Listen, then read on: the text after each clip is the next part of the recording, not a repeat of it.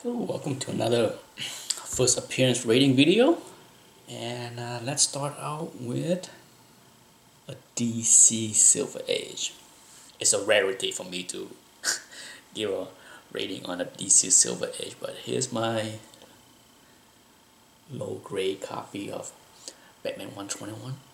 An incredibly difficult book to find even in mid grade, okay? Not that I've been looking, but over the years I tried to upgrade, but I gave up looking long ago because A, it's hard to find, and B, if they do show up 7.0 or higher, the price is more than what I'm willing to pay. Here's my copy. It's about a 4.0 at best, maybe 4.5. Okay, so cool cover. Okay, I will give a closer look of the book to show the interior for those that haven't seen it, because I think even though this is 1958, it came out, I believe, late December of 1958 as far as when it was on the stand. It has a Silver Age Batman. It's very similar to Golden Age Batman as far as the art style and the way the storytelling is fairly short. So cool looking cover, and I like the art. The character is okay. It's typical Silver Age DC.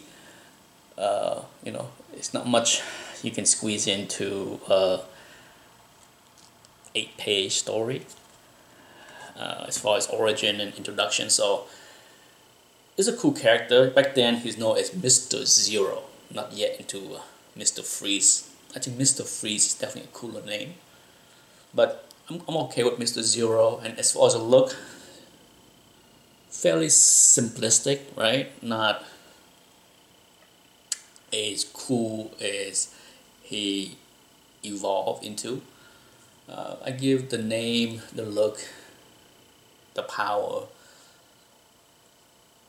a 3.0 out of 5, and that's fairly, I think up until this point, this is a pretty cool villain for Batman, which is far and few in between. It's shocking to me to see so few memorable, great characters that's introduced for Batman throughout the 50s.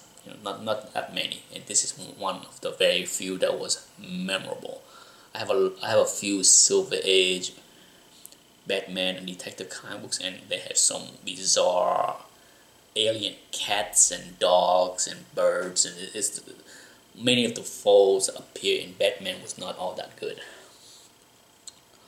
All worth reintroducing. And the stories, we got a 3. I will show you the insight. It's a very short story, but it gives you the origin of Mr. Zero. So a 6 out of 10. Okay, that's the mark for this.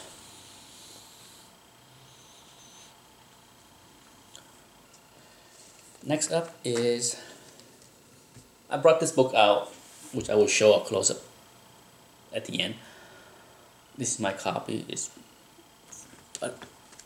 actually a very difficult book to find in high grade, and I don't think the print run for this book is a lot, and it's always surprised me of how cheap this book is for what it is.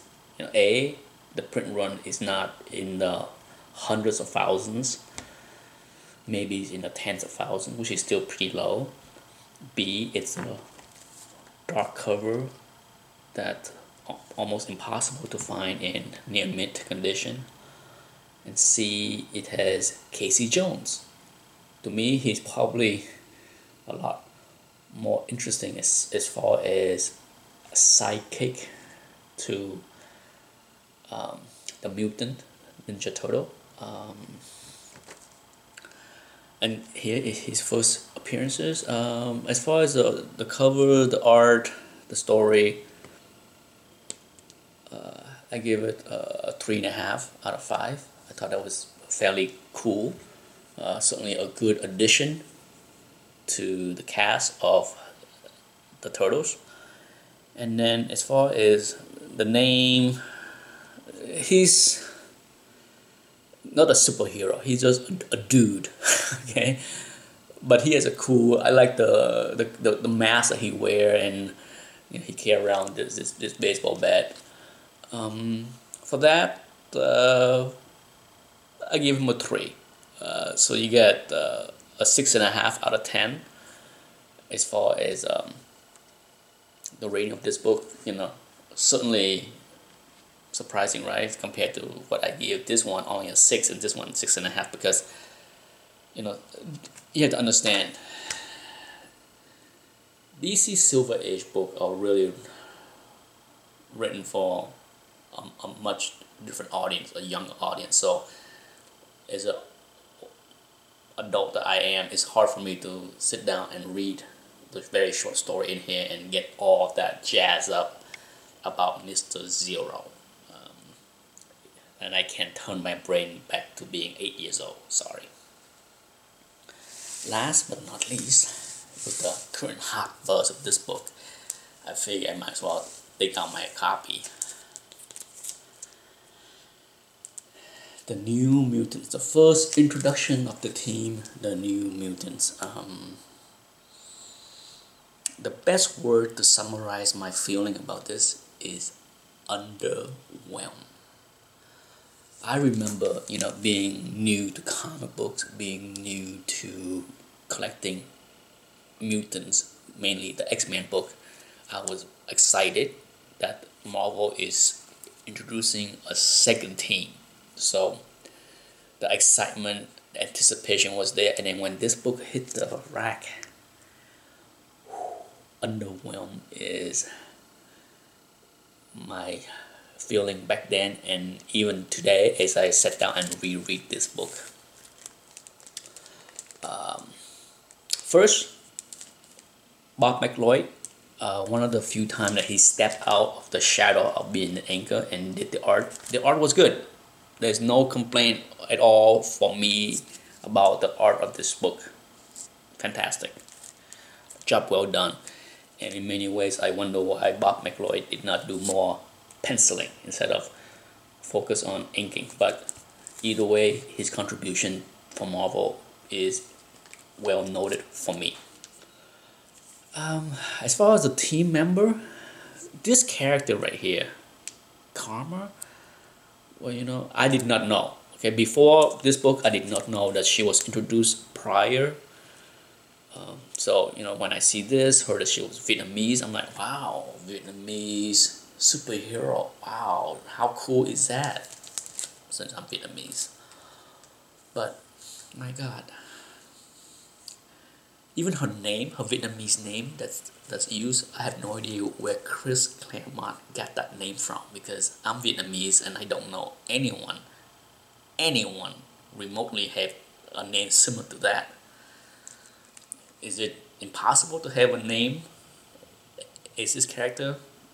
No, but so yeah. But my biggest disappointment of this book is in the team member. The costume is okay. I understand why they chose with a classic costume, but here you have Professor X with his mental power, and then 2 of the team member also have mental power. I mean, sure, they are different mental power, but still, when half the team, 3 out of the 6 mental, have just mental power, it underwhelmed me. I was, hoping for a lot more socket to them kind of power, and then so I like Sunspot, I like Cannonball. Wolfsbane,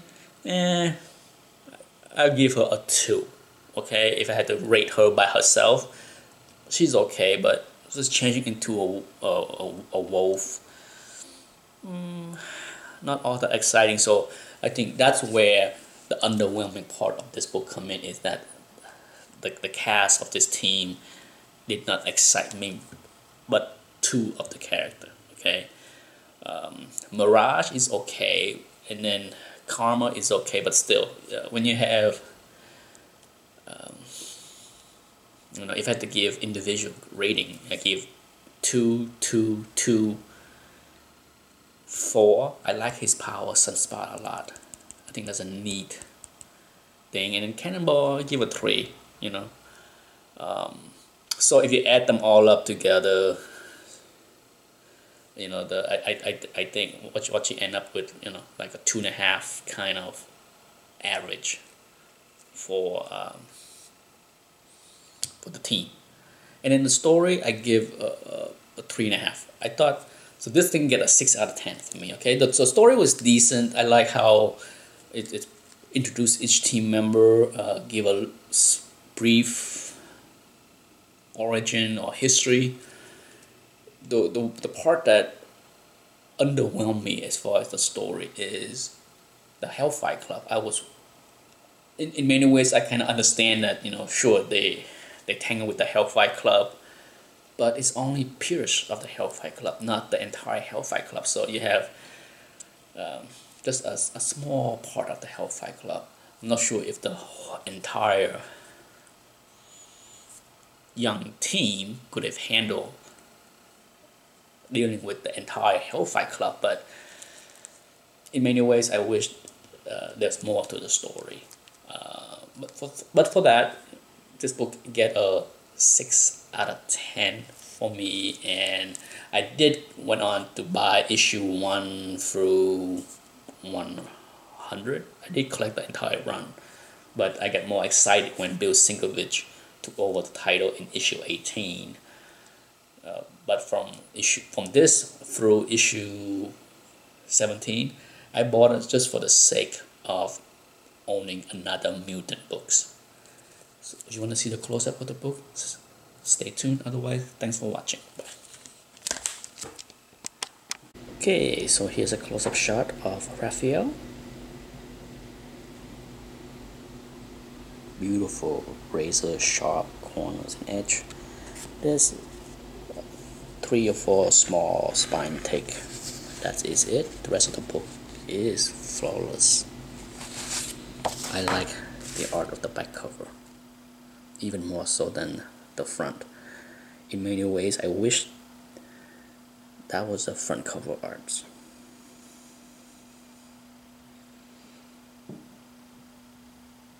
What do you think?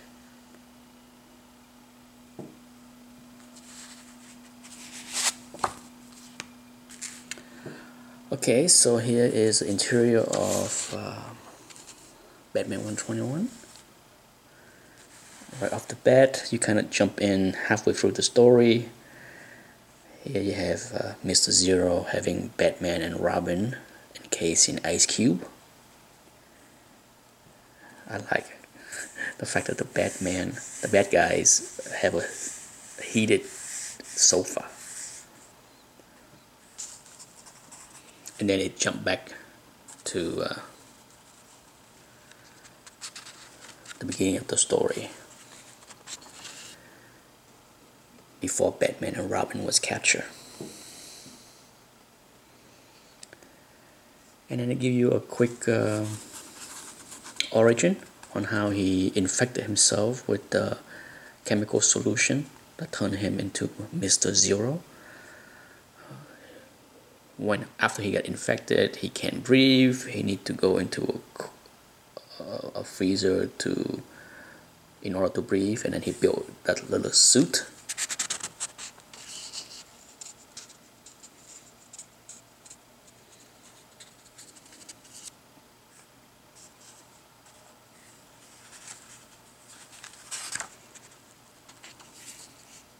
There you go.